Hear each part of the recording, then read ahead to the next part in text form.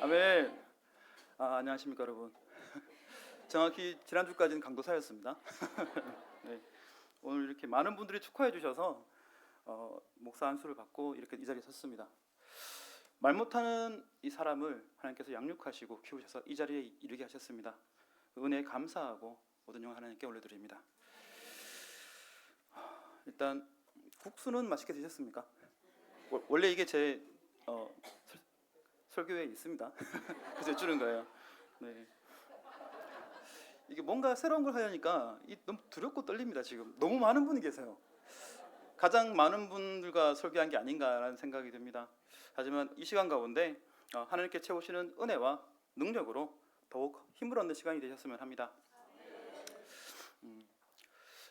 사람들과 이제 믿지 않은 사람들 전도를 할 때 우리는 많은 대화를 나누지 않습니까? 그때 와 얘는 진짜 못 알아먹는다 라고 하는 경우가 있지 않나요? 그리고 어떤 사람은 우리에게 이렇게 말을 합니다. 성경 그거는 진짜 뭐 가스라이팅하는 가장 오래된 문헌이 아니냐. 혹시 그런 말 들어본 적이 없으십니까? 정말 하나님이 살아계시면 무슨 증거가 있냐 그렇게 말을 하는 친구들도 있습니다. 옛날에는 바다가 갈라지고 만나가 떨어졌다고 하는데 지금은 왜 그래? 라고 묻게 된다면 우리가 우물쭈물하고 제대로 답변을 못한다면 봐라 거짓말쟁이야 라고 하는 그런 시선을 만나게 됩니다. 그럴 때면 진짜 방금 본문의 엘리야처럼 정말로 하늘에서 불이라도 떨어뜨려가지고 봐라 하나님 계시지 않냐 라고 얘기하고 싶은 마음도 들 때가 있었습니다. 그러나 그러한 기적과 이적이 일어날지라도 사람의 신앙은 의지적으로 성장하지 않는 것을 보게 됩니다. 성경에서는 이미 그러한 사례를 많이 볼 수 있습니다. 이스라엘 백성들은 광야 40년 동안 방황하면서 하나님 주시는 만나와 또한 동풍으로 불어오는 메추라기를 먹고 살아갑니다. 또한 그리고 가나안 땅 가운데 하나님이 주시는 능력으로 그보다 강대한 민족과 싸워서 나라를 점령하고 일을 해나갑니다. 그런데 놀라운 것은 여호수아가 죽고 극히 짧은 시간에 이스라엘 백성들은 부패합니다. 그것이 어느 정도였냐면은 이스라엘의 첫 번째 사사가 온니엘이라는 사사였습니다. 이 사람은 갈렙과 함께 가나안 전쟁 때 종군했던 갈렙의 조카였습니다. 그 나이를 추정하게 되면은 이제 갈렙이 이스라엘 사사가 되고 40년 동안 이스라엘을 지키고 위로하게 됩니다. 근데 그 나이를 추정해 보면 결국 여호수아 사후에 30년이 채 되지 않아서 이스라엘 사람들은 하나님을 떠나게 됩니다. 너무 놀라운 일이 아닌가요? 바로 눈앞에서 만나를 보고 강이 갈라지고 일들을 보았지만 사람들은 하나님을 보지 못했던 것이죠. 그 후로도 이스라엘 백성들은 삶은 지속적으로 하나님을 배반하고 또한 좋은 왕이 있으면 좀 더 영적인 왕이 있으면 말씀대로 살아가다가 넘어지고를 반복합니다. 오늘 본문의 내용 또한 하나님을 배반한 이스라엘 백성들에 대해 엘리야를 통해서 말씀하시는 하나님을 보게 됩니다. 엘리야는 정말 대단한 선지자였습니다. 구약에 에녹과 엘리야를 제외하고는 죽음을 보지 않고 불병거로 탔다는 사람을 볼 수가 없습니다. 오직 성경 가운데 명시적으로 기록된 것은 에녹과 엘리야와 예수님 뿐이십니다. 선지자 엘리야는 오늘 본문의 고백처럼 자신이 하나님에 대한 열심히 특출난 사람이었습니다. 아하방을 만나서 내 말이 없으면은 이스라엘 가운데 가뭄이 들 것이다 라고 예언을 하게 되죠. 그리고 그 선포 후에 시냇가로 숨어버립니다. 그리고 정말 가뭄이 들었습니다. 그것은 이스라엘 백성에 대한 하나님의 심판하심이기도 하였지만 엘리야는 이 일로 이스라엘 백성들이 정신 차리고 하나님께로 돌아오게 함으로 이 앞에 영광 돌리고자 했습니다. 결국 3년 6개월이 지난 후에 갈멜산 정산에서 드디어 엘리야는 바알의 선지자와 만나 이제 전쟁을 벌이게 됩니다. 누가 참 신인지를 보여주게 되는 것이죠. 다들 아시는 것처럼 바알 선지자들은 오랜 시간 자학하며 그들의 신을 부르짖지만 결국 하늘에서 불이 떨어지진 않습니다. 그러나 엘리야는 그들의 눈앞에 도저히 불이 붙을 수 없는 환경을 만듭니다. 바짝 마른 장작이 있어도 불이 붙을까 말까 하는데 거기에 물을 붓고 물을 부어서 진짜 물반 나무반을 만들어 버렸습니다. 이래서는 석유를 부은들 불이 붙지 않을 거예요. 하지만 하나님의 능력으로 엘리야는 간구하였고 하나님의 능력으로 그 물이 한순간에 증발되고 불이 붙게 되는 것입니다. 그때 엘리야는 그를 둘러싼 많은 이스라엘 백성들에게 봐라 하나님의 능력이 아니냐라고 이야기를 하고 그리고 바알의 선지자를 그 자리에서 잡아 죽였습니다. 그는 이 하루의 전쟁을 위해서 3년이라는 시간을 견디고 3년이 넘는 시간을 견디고 인내해 왔습니다. 때로는 시냇가에 숨어서 까마귀가 주는 음식으로 연명하기도 하고 그리고 과부가 이거 먹고 죽어야지 하는 그 떡을 같이 먹으면서 연명하기도 했습니다. 그 고난 가운데 엘리야가 바랬던 것은 이스라엘 백성이 하나님을 인정하고 다시 여호와 앞으로 신앙을 회복하고 돌아가는 것이었습니다. 결국 그 계획대로 하나님께서 기적을 모든 불신하는 백성 가운데 보여주셨고 그리고 놀라운 일들로 사람들은 하나님 살아계시구나 알게 되었습니다. 그 변화에 대한 기쁨과 그리고 성령 충만함은 엘리야가 마차를 앞서 달려가면서도 지치지 않는 원동력이 되었습니다. 그러나 며칠 되지 않아 엘리야를 절망으로 내모는 사건이 벌어졌습니다. 바로 이스라엘 백성들이 그 많은 일을 겪고도 변화되지 못한 것이죠. 하나님의 살아계심을 보았음에도 그 백성들을 극적으로 변화시키지는 못했습니다. 사람들의 눈앞에서 하나님께서 일하심을 보았음에도 그때뿐이었던 것입니다. 그 다음 날 엘리야를 잡아 죽이려는 이세벨의 그런 악한 시도 가운데 이스라엘 백성은 엘리야의 편이 되지 못했습니다. 그 일로 엘리야는 깊은 좌절을 경험하게 되고 자신이 생각하기에 이러면 도저히 사람들은 하나님을 부정하지 못할 것이다. 바로 눈앞에 불이 떨어졌지 않으면 어떻게 이걸 부정할 수가 있어?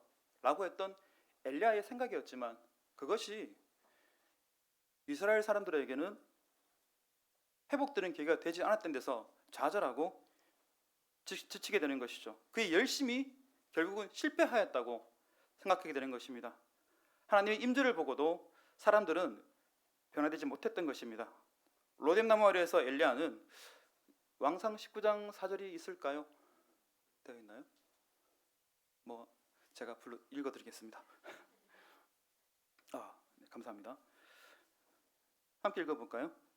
자기 자신은 광야로 들어가 하루길쯤 가서 한 로뎀나무 아래에 앉아서 자기가 죽기를 원하여 이르되 여호와여 넉넉하오니 지금 내 생명을 거두시옵소서.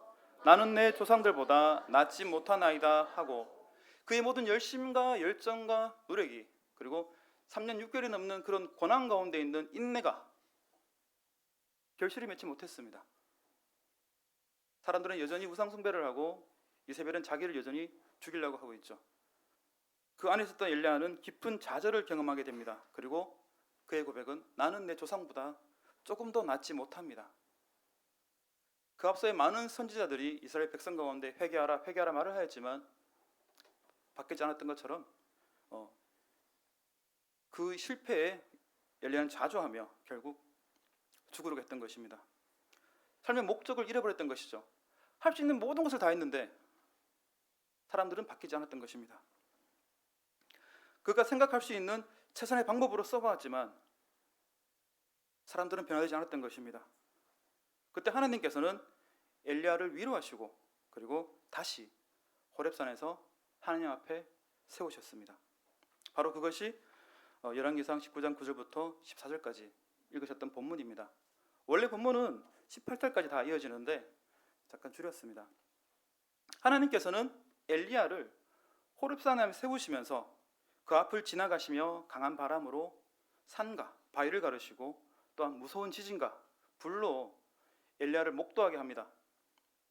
하지만 엘리야는 그 안에서 하나님을 보지 못했고 오직 세미한 음성 가운데 하나님의 소리를 듣게 되고 말씀하신 하나님을 만나게 되었습니다. 그러나 엘리야가 보지 못한 강한 바람과 그리고 지진과 불 가운데 하나님은 계시지 않으셨을까요? 하나님 모든 섭리 가운데 임재하시고 모든 것을 주관하시고 통치하십니다. 그 안 가운데 하나님이 계셨지만 엘리야는 인지의 한계로 생각의 한계로 그 넘어 계신 하나님을 보지 못했던 것입니다.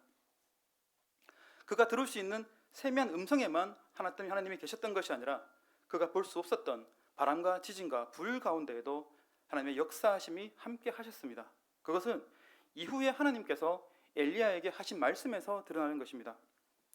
하나님께서는 엘리야에게 계속 말씀하십니다. 네가 왜 여기 있느냐? 네가 왜 좌절하느냐? 라고 엘리야에게 말씀하십니다. 그리고 자신이 전부였다는 생각하는 엘리야의 생각 가운데 하나님께서는 벌써 7천 명의 준비하신 특정한 사람들을 하나님께서는 있다고 말씀하십니다.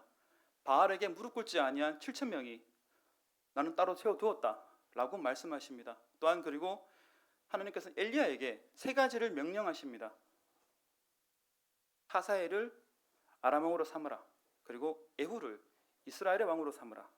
또한 엘리사를 너를 대신해 선지자로 세우라 말씀하는 것이죠. 네. 방금 제가 왜 이랬냐면 제 곡이 약간 돌아간 것 같아서. 네. 하나님께서 이 세 가지를 말씀하셨지만 엘리야는 그를 두렵게 하고 고난하게 대한 하나님을 떠난 이스라엘 백성들을 통해서 근심하고 고통스러워했다면 하나님께서는 하사엘을 왕으로 삼으셔서 이스라엘 백성 가운데 심판하셨습니다. 그가 두려워 떠는 그 백성들 가운데 눈물의 떡을 먹고 고난 가운데 살게 하심으로 하나님을 불순종한 그런 죄가 무엇인지를 배우게 하신 것입니다. 또한 엘리야는 어떻게 해서든 아합 왕을 돌려서 그가 하나님을 섬기게 만들게 하랬다면 오히려 하나님께서는 판을 엎으셔서 아합 왕을 없애시고 에후를 세우셨습니다. 그 에후를 통해서 하나님께서는 바알의 모든 선지자를 처형하시고 땅에 묻어버리셨습니다. 또한 하나님께서는 엘리야에게 그 다음 때인 엘리사를 세우시면서 엘리야 너머에 있는 하나님의 계속되어 오신 섭리와 계획하심을 보게 하셨습니다. 아합을 만나 내 말이 없으면 이라고 말했던 그런 엘리야가 그리고 그 안에 있는 용왕과 같은 하나님에 대한 열정이 그 하나님 나라의 영광을 위해 움직이게 하였지만 그 모든 노력에도 그가 경험한 실패였지만 생각하여 좌절하여 죽기를 바랬지만 그러나 하나님은 다시 그를 세우시고 그 가운데 말씀하시는 것입니다. 이게 끝이 아니다. 하나님의 계획은 계속된다 라고 하시는 것입니다. 하나님의 역사하심에는 실패하심이 없습니다. 많은 이단들이 성도들을 미혹하고 유혹할 때 가장 먼저 하는 작업이 있습니다. 그것은 뭐냐면 성경에 대해서 의심을 품게 하는 것입니다. 그것은 만약에 라는 말로 미혹하고 유혹합니다. 만약에 이스라엘 백성들이 하나님의 말씀을 잘 지켰다면 지금처럼 포로로 끌려가지 않고 정말 열심히 잘 살았다면 그리고 만약에 가룟 유다가 예수님을 배신하지 않았다면 그리고 만약에 베드로가 예수님을 부인하지 않았더라면 온갖 인간적인 생각과 의심을 통해 성도들을 믿음에서 떨어뜨려 놓으려 합니다. 그들이 의도하는 바는 사람들의 잘못으로 하나님의 역사가 실패하였다라고 생각하도록 유도하는 것이죠. 결국 하나님의 역사는 인간의 실패 속에서 보완되고 보완되어진다라고 유혹하고 미혹합니다. 마치 사람들은 선택만 잘하면 하나님의 역사가 성공적으로 수행될 것처럼 현혹하고 또한 그들 자신의 행위와 능력 가운데 집중하도록 미혹합니다. 그러나 성경은 그렇게 말씀하고 있지 않습니다. 아합 왕 때 유다 왕 여호사밧과 아합 왕은 서로 연합하여 아람 왕을 공격하러 갈 때가 있었습니다. 그 아합 왕이 그러니까 아하시아 여호사밧 왕이 아합에게 묻습니다. 뭐라 묻냐면 왕이시여 여기 가운데 하나님께 물어볼 선지자가 있습니까? 라고 물었을 때 아합 왕은 자기가 모아놓은 400명의 선지자에게 물어봅니다. 400명 모두가 동일한 말을 합니다. 왕이시여 올라가십시오. 승리할 겁니다. 하나님의 역사가 함께하여서 대단한 승리를 거두게 할 것입니다. 라고 얘기를 하는 것이죠. 그러나 미가야 선지자만 다른 말을 합니다. 왕은 패배할 것이고 군대는 흩어질 것입니다. 라고 예언을 하죠. 때로 사람들은 이 바보 같은 아합 왕이 미가의 말을 들었으면 안 그랬을 건데 이 말을 잘못 들어서 지가 실패한 거야 라고 얘기를 합니다. 그러나 그 일화 가운데 하나님의 목적하심은 아합을 심판하시는 데 있었습니다. 미가엘을 통해 말씀하셨던 것은 뭐냐면 아합이 멸망하고 죽는 그 이유가 하나님의 불순종한 죄임을 알게 하신 것이죠. 사람들은, 그러니까 이단들은 성도들 가운데 미혹하고 넘어뜨려 하지만 그 넘어가온 하나님 계획하신 대로 사람은 악하게 살아갈 뿐 결국 하나님께서 그 일들을 이뤄 나가시는 것입니다. 이걸 한 가지 더 말씀드릴까 하면은 또한 이 이단적인 논리를 말씀드리면 이단들은 예수님의 사역을 마찬가지로 우리들의 실패로 예수님께서 죽으셨다라고 미혹합니다. 만약 사람들이 예수님을 그리스도로 믿고 또한 모두가 다 따라갔다면은 예수님 죽지 않았을 거야 라고 말씀하시죠. 그러나 성경 가운데 예수님께서는 모든 순간 모든 환경 가운데 당신께서 영광 받으실 자리에 서지 않으셨습니다. 오병이어를 통해서 기적을 맛본 사람들이 예수님을 왕으로 삼아서 찾아오려고 하자 주님께서는 오히려 산으로 올라가서 기도하셨습니다. 그리고 많은 사람들이 호산나 호산나 이렇게 외치면서 주를 만나렀던 많은 사람들 가운데 오히려 생명의 떡에 대해서 말씀하시면서 하나님의 일을 위해서 말씀하시면서 그들을 물리치셨습니다. 또한 예수님을 그리스도로 간증하고 또한 세례를 했던 세례 요한이 감옥에 갇히서야 갇힌 다음에야 예수님께서는 회개하라 천국이 가까웠다 복음을 전하셨습니다. 모든 순간 모든 환경 가운데 하나님 주님께서는 오히려 영광이 아니라 죽으신 길을 택하신 것입니다. 악한 바리새인들과 사두개인들이 예수님을 대적하여 죽게 만들었지만 하나님께서는 오히려 그것으로 택하신 백성을 살리시는 대속의 역사로 만드셨습니다. 바로 예수님께서는 하나님과 우리 간의 화목 제물로 본인 스스로를 드리신 겁니다. 사람은 자신의 악한 마음대로 악을 내며 살아가지만 하나님께서는 그 백성들을 사랑하셔서 오히려 새로운 사람으로 살아가게 하십니다. 우리 안에 선한 일과 생명 얻는 일이 있다면 그것은 우리가 해내는 그런 일들이 아니라 하나님의 은혜와 역사가 우리 안에서 일하시는 일들입니다. 그러면 하나님의 역사하심 안에는 실패하심이 없습니다.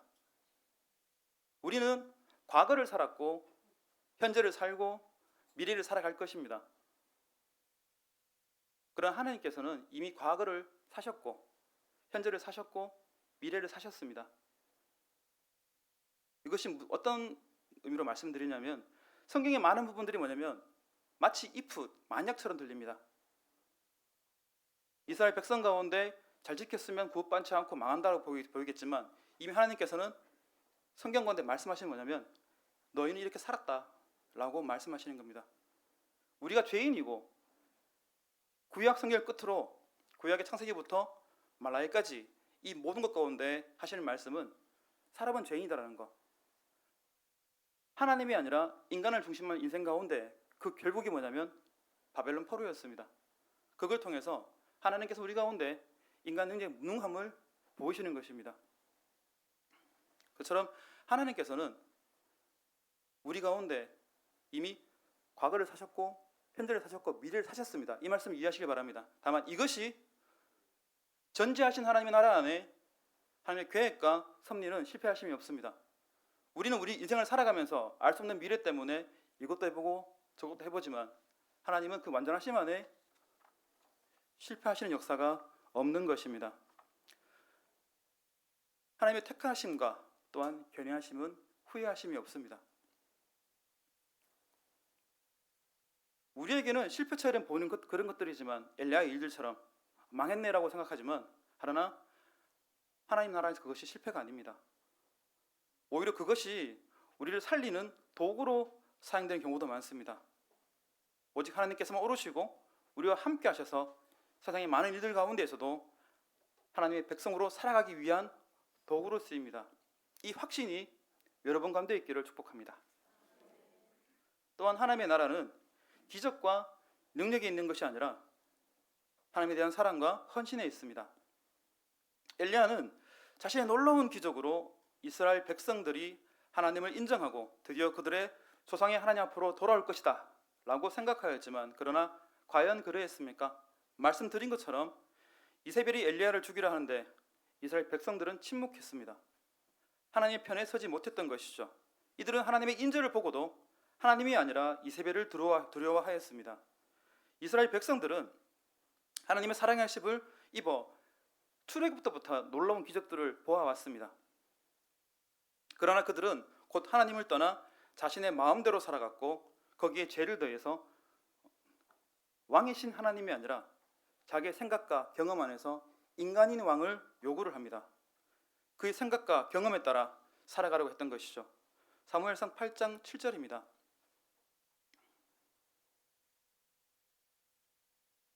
함께 읽으시겠습니다. 여호와께서 사무엘에게 이르시되 백성이 내게 한 말을 다 들으라. 이는 그들이 너를 버림이 아니요 나를 버려 자기들의 왕이 되지 못하게 함이니라. 아멘. 하나님께서는 이스라엘 백성에게 내가 너희의 왕이었다 라고 말씀하십니다. 그러나 이스라엘 백성은 인간의 인적인 왕을 세웠습니다. 사울로부터 그리고 여고니아 왕까지, 시드기야 왕까지 많은 왕을 세웠지만 그 인간의 왕의 결국은 뭐냐면 바벨론 포로였습니다. 하나님의 통치를 거부하고 자기의 경험과 생각에 따라 살아간 결과가 거기에 이른 것입니다. 하나님께서는 이스라엘 역사 가운데 많은 이적과 기적을 통해 그들 가운데 역사하셨습니다. 분명히. 그러나 사람들은 돌이킬 줄을 모르고 하나님을 떠나 범죄할 뿐이었습니다. 그들은 구약의 많은 일들 가운데서도 자기의 능력이, 자신의 경험이 자기가 살아가는 힘이 아니라 그를 도우신 하나님이 그들의 힘이고, 그를 도우신 하나님의 은혜가 그들을 서게 하는 것임을 깨달았어야 했습니다. 그러나 그들은 여전히 인간적인 왕을 바랬고, 예수님이 오시던 그 시대에도 다윗과 같은 왕을 기대했습니다. 신약 시대에 바리새인들이 예수님께 나와 요구했던 것은, 주님, 예수님께서 정말 그런 사명이 있는 사람이라면 우리에게 표적을 보여주십시오 라고 요구했을 때 주님께서 무엇이라고 말씀하셨습니까? 요나의 표적밖에는 보여줄 것이 없다라고 말씀하셨습니다. 예수님께서는 사람을 살리셨고 또한 무리를 걸으셨고 오병이의 기적을 일으키셨습니다. 사람을 살리신 것도 나사로를 살렸죠. 그리고 달리다 보면 청년을 살렸습니다. 그죠? 몇 명을 살렸습니다. 그리고 눈뜬 장님은 수도 없이 너무 많습니다. 그러나 그 모든 것 봐라, 내가 이렇게 하고 있지 않냐 라고 하시지 않고 오직 요나의 표적만을 말씀하신 것입니다. 능력 부여줄 것을 요구하는 바리새인들에게 바로 그렇게 말씀하신 겁니다. 그들이 요구한 능력은 그들 세상 가운데 승리하게 하는 능력이었습니다. 자기를 잘 살게 하고 로마 군병을 물리치고 그리고 세상 가운데 떵떵거리며 사는 능력을 보여달라고 말씀하신 것이죠. 그러나 주님께서는 요나의 기적을 말씀하시면서 내가 너희를 위해 죽겠다고 말씀하십니다. 그것이 하나님 나의 증거라고 말씀하십니다. 주님이 말씀하신 능력은 세상 사람이 보기에는 실패한 것처럼 보입니다. 십자가에 매달려 처참하게 죽는 것이 무슨 승리냐, 표적이냐 말을 하겠지만 오히려 그것으로, 그 대속하심으로 죄로부터 성도들을 사셨습니다. 그리고 승리하신 것입니다. 주님께서 말씀하신 능력은 바로 세상에 기적과 놀라운 일들이 있는 것이 아닙니다. 오히려 하나님이 그 백성들을 사랑하신 그것이 하나님의 증거라고 주님께서 말씀하시는 것입니다. 오히려 능력을 따라 살아갔던 많은 사람들은 주님으로부터 책망받습니다. 우리가 주의 이름으로 치료를 행하고 놀라운 일들을 하지 않았습니까? 라고 했던 그 사람들에게 주님은 뭐라 말씀하시냐요? 내가 너희를 모른다 하리라 말씀하십니다. 자기의 능력을 자랑하고 의를 자랑했던 사람들 가운데 주님은 오히려 그것이 아니라 이 소자를 돌보는 사람이 참 한 백성이라고 말씀하십니다. 실패처럼 보이는 것들, 또한 세상 속에서 바보처럼 손해보며 살아가는 것, 그것이 어쩌면 우리 안에 먼저 사랑하신 그리스도를 본받아 살아가는 것일 수가 있습니다. 우리 소유로 헌신하며 살아가는 것이 바로 우리 안에 하나님 나라가 임한 증거가 아닐까 합니다. 분명한 것은 누가 있어서 나는 열심히 살고 있어, 나는 떳떳해, 난 의로운 사람이야, 내가 구원받는 건 당연한 거야 라고 얘기할 수 있을까요? 이 자리 가운데는 연세가 있으신 분 많으신데 여러분의 젊은 시절에 여러분들은 어떤 분이셨습니까? 많은 세월이 흘러서 우리 가운데 하나님 역사하시고 우리를 변화시키셔서 하나님의 능력으로 우리를 구원받게 하셨습니다.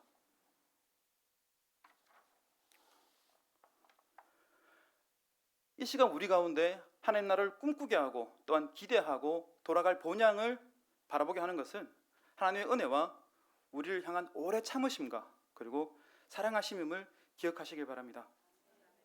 우리가 구해야 할 능력은, 그리고 자랑해야 할 것은 우리가 능력으로 보는 것들, 학벌, 재벌, 재산, 이런 것들이 아니라 내가 하나님을 얼마나 사랑하는가, 또한 내 형제를 내가 얼마나 사랑하는지, 내가 얼마나 하나님 나라를 위해 충성하는지, 그것이 우리의 자랑이 되어야 됩니다. 그러나 그 자랑은 우리에게 하는 것이 아니라 하나님께 하는 것입니다.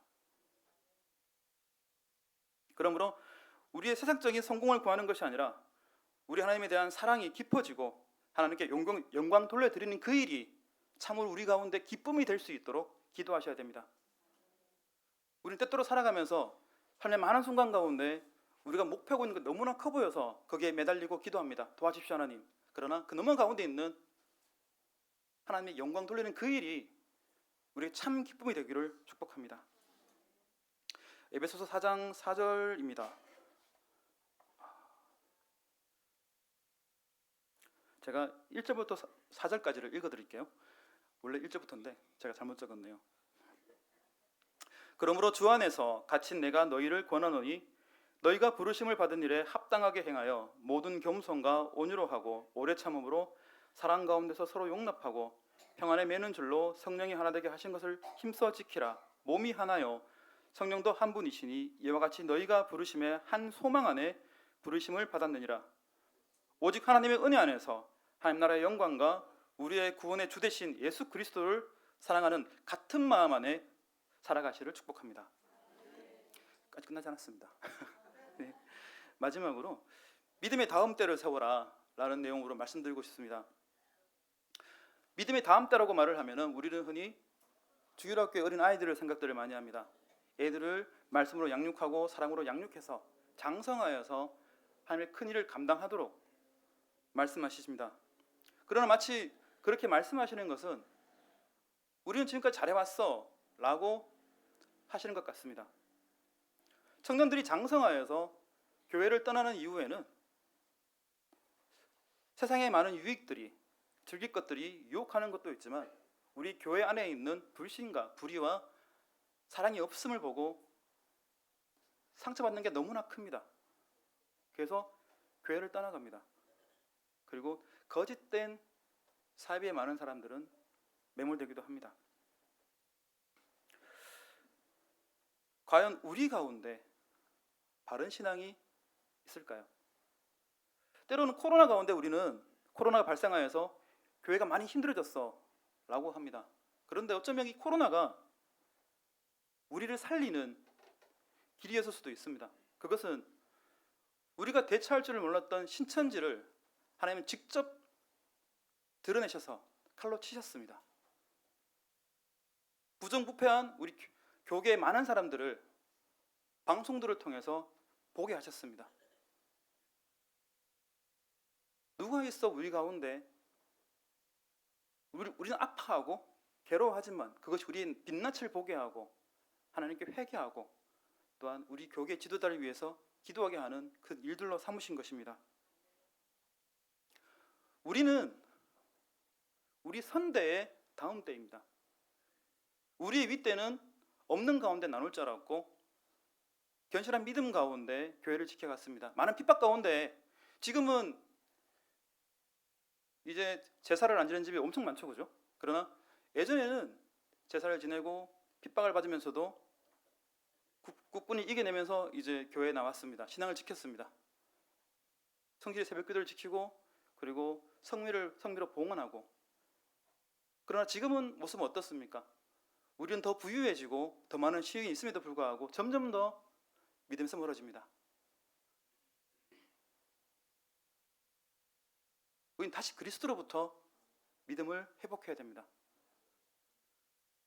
우리에게 말씀하신 주님의 말씀은 무엇이었던가요? 서로 사랑하라 하라. 그죠? 우리가 알고 있지만, 잘 알지만 거기에 너무 많은 내용들을 담습니다. 때로는 어떤 분은 사람들이 교회에 오지 않는 것을 말세라서 그래, 이 말세에 어떻게 말씀이 전해져? 라고 얘기를 합니다. 그러나 우리의 불의가, 우리의 악함 때문에 만약 성도들이 교회를 찾지 않는 것이라면 그 말세란 핑계 안에 우리의 불의를 숨기는 것이 아닐까요? 우리는 믿음의 전대가 아닙니다. 믿음의 다음 때입니다. 우리가 회복되고 우리가 변화되어야지 우리의 다음 때 또한 변화될 것입니다. 또한 이 일을 위해 고생하시는 많은 교사분들과 또 가르치는 분들 가운데 동역하시고 기도해 주시길 바랍니다. 이들을 통해서 하나님께서 나라를 세우시고 각 주초로 삼으십니다. 말씀을 맺겠습니다. 많은 분들께서 현대 교회의 문제를 걱정하십니다. 청년이 교회를 떠나가고 성도가 줄어들며, 또 사람들은 교회가 엄청 많지만, 너무 많지만 그럼에도 불구하고 그 안에서 희망을 발견하지 못합니다. 그러나 하나님의 역사하심에는 실패가 없습니다. 우리 안에 대한 하나님에 대한 사랑과 열심히 이 열매를 맺을 때 세상 사람들은 하나님이 살아계신 것과 그리고 정의로우시고 공의로우시고 그들을 부르시는 하나님이심을 깨닫게 될 것입니다. 다시 그리스도로부터 돌아가 우리의 믿음을 회복하고 오직 하나된 마음으로 하나님 나라의 영광을 위해 일할 수 있기를 축복합니다. 하나님께서 우리 가운데 주신 능력은 우리가 세상 가운데 성공하고 대단한 무엇이 아닙니다. 오히려 우리의 헌신과 사랑이 우리와 교회를 찾는 택하신 많은 백성들을 살리는 구원의 능력이 되는 것입니다. 이 능력 받기를 구하시는 여러분 되시기를 축복합니다. 마지막으로 에베소서 4장 1절에서 4절까지를 함께 읽으시고 설교를 마무리할 테지만 찾지 않으시겠죠? 잠깐 같이 찾아볼까요? 에베소서 4장 1절입니다.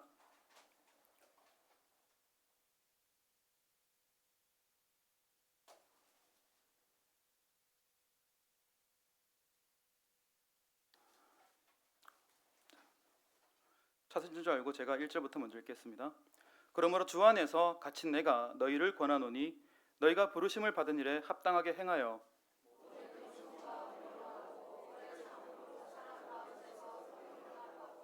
평안에 매는 줄로 성령이 하나 되게 하신 것을 힘써 지키라. 몸이 하나요 성령도 한 분이시니 이와 같이 너희가 부르심의 한 소망 안에 부르심을 받았느니라. 아멘. 우리 하나님 나라의 영광을 위해서 다른 역할, 다른 직분으로 받았습니다. 그러나 다 같은 마음, 같은 믿음으로 하나님께 영광 돌려드리는 것이 우리에게 참 기쁨 되기를 소망합니다. 기도하겠습니다. 사랑이 많으신 하나님, 자비하신 아버지, 주의 은혜로 예배 자리에 나오게 하심을 감사드립니다.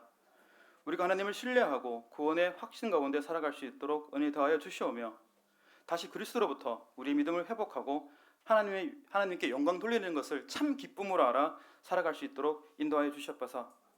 감사하며 사랑이 많으신 우리 주 예수 그리스도 이름으로 기도드립니다. 아멘.